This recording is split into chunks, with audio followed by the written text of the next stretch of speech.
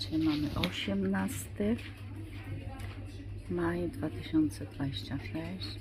Przyjechałam do szpitala, bo ciągle nie mam odpowiedzi, jak wyszło to wszystko, to badanie. Się dowiedziałam, że ten lekarz już nie dzwoni do pacjentów.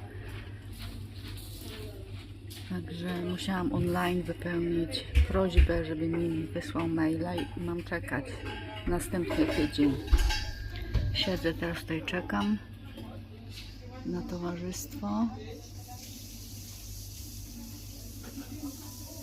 które teraz załatwia swoje sprawy. Stołówka pusta, bo jeszcze obiadu nie ma. Można posiedzieć. Pogoda dzisiaj troszeczkę lepsza, słońce wyszło, może tutaj nie widać, no ale jest lepiej.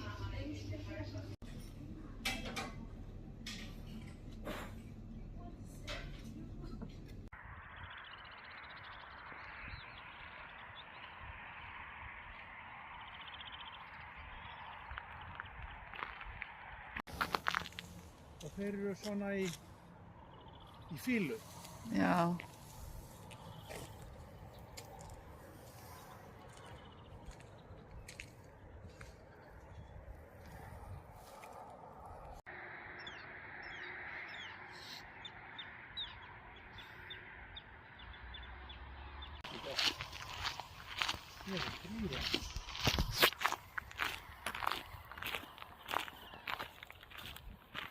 Uff.